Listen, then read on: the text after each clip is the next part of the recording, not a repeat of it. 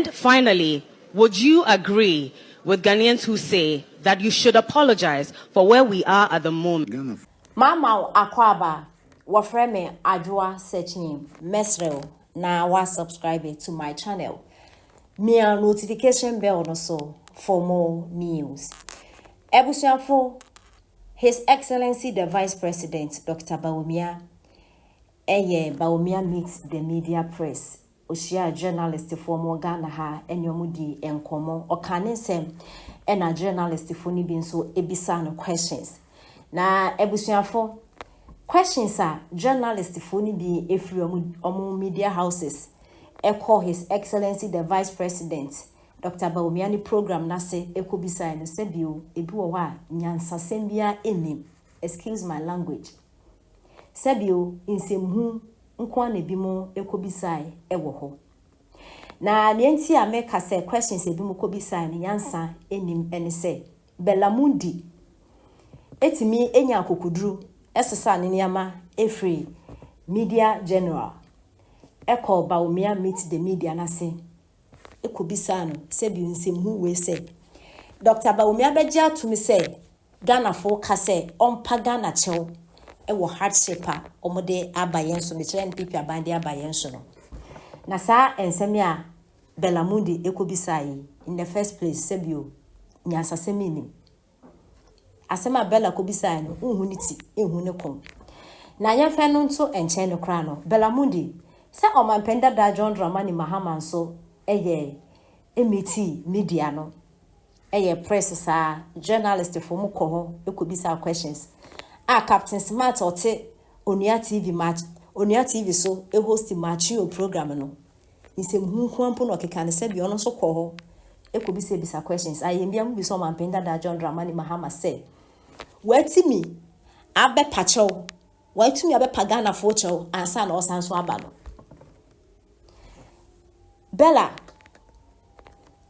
say said Dr. Bawumia abe pagana fo chew dia ene no mampenda da Mahama kra nanka ensem fata say nanim ebeba ballot paper no so nanka ya to abade amano because mampenda da Mahama ne penso ye dadun som for 4 good years 2013 14 15 16 ye complain no mampenda da Mahama si ye ntolite more mampenda da Mahama be ka chen say dum so na ye koso no yakopon no de bai enso mo NDC for mutimi ka say omampenda da akofo ne penso okogina akosomo ekobon pa omampenda da Mahama so akabi o si dum so na ekoso won era no yakopon no siesie sa dum so no Berla dum so no ni ye wo Ghana ha from 2013 14 15 16 no I hope say Berla na wo media adwuma ne mu Saturn I think wo GH1 na mutimi ya light ye adwuma na ye generator nkwa na mode ye adwuma companies edwane figa na ha ko mu kuru obi to me esore ekotena barbering shop from anapa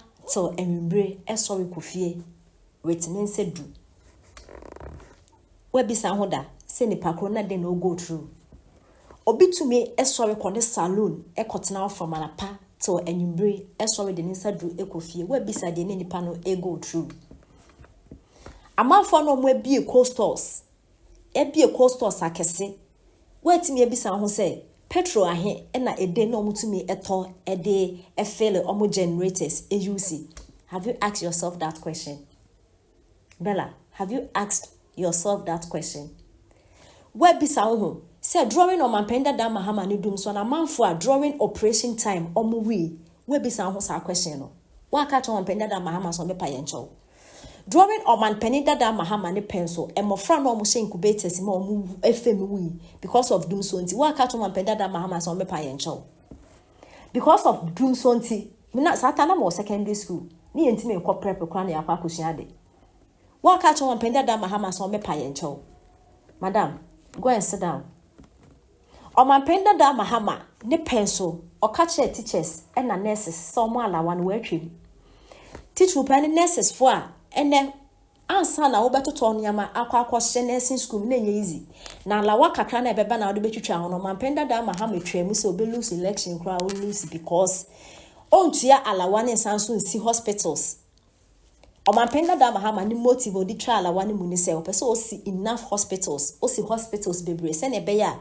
nurses for no area school eba ombenya adwuma kwakoye. But Berla, I am telling you, say His Excellency Nando Akufo-Addo, wafa nurses adwuma msi omampenda da mahama, utwa nursing allowances in because no say or person this hospitals be no fa school for no. Hospitals are here no omampenda da mahama si, nurses are here no omampenda da mahama efa omo.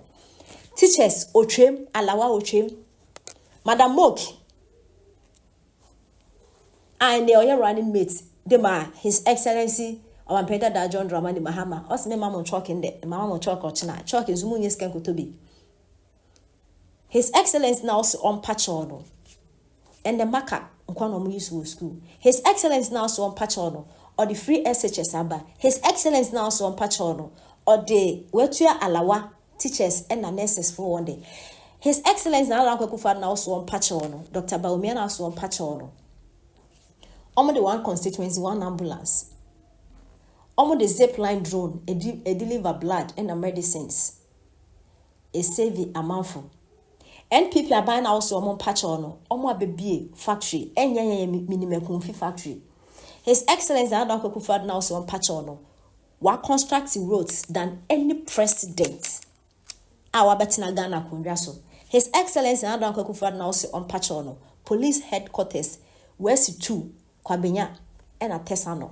His Excellency now so on pachono. About the napko by enye ubinye biye. Jida ekosi say. Sada in confirm ekosi say.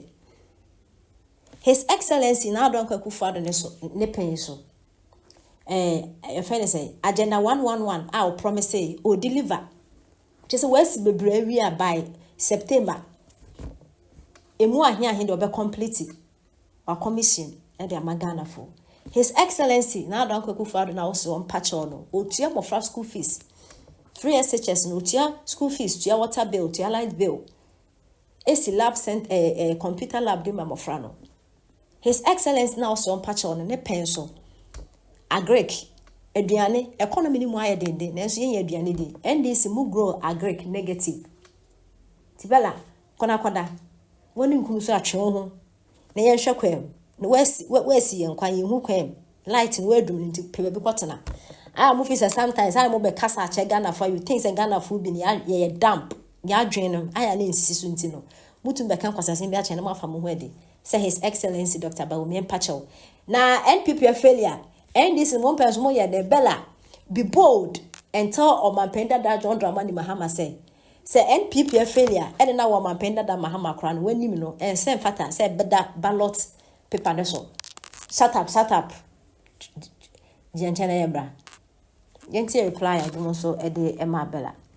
And finally, would you agree with Ghanaians who say that you should apologize for where we are at the moment? Ghana for na yenim se mo mpempuntu on so en ramo so ma Berla Mundi so meka nche Dr. Bawumia se o mepa mo cho so ma mpuntu aba Ghana se mfie na ya moda esu so mo penesa mo mpenkene a na Dr. Bawumia o de o ne boss o mu ni mo ma moda kene mu for 7 years ni na se mo mpe ze 3 years chesa e cost over 5 million Ghanaian children in school free no money nye ho we didn't know Dr. Bawumia so nim and I said over 300 ambulances or the Baby revive the ambulance service and then say money nye ho ze drone medical delivery system e didn't know e ko yinkra ase e hwe ayerefo eno say money nye ho ze STEM schools same secondary schools yes ya e transform education sector no system no say money nye ho the transformation idea about police service and na police for police service nani adani he provide one with equipment housing any vehicles both air and land no say money nye ho he names say ne abrabo aye fofofo na wo da dem kura wo timi renew health insurance wo da dem mutimi to electricity credit wo da dem mutimi apply friend say passport what that they want me transfer sika from bank account to mobile money wallet na say ni nyina money ho say akwan ya create ya construct over 12,800 kilometers of roads no say ni nyina money ho say enyuma ya provide over 2.3 million jobs and no money ho na mo pese mbo nwure mu nam ko say aboba na mokotwa enwura begu kwan ho beton se de worship people kan kire mo se monye no se na mo pedum so ama ha maka kire mo se mo charge mobile phones bebrebe enu nti na dum so wo ho no se na mo ni je ho na yenim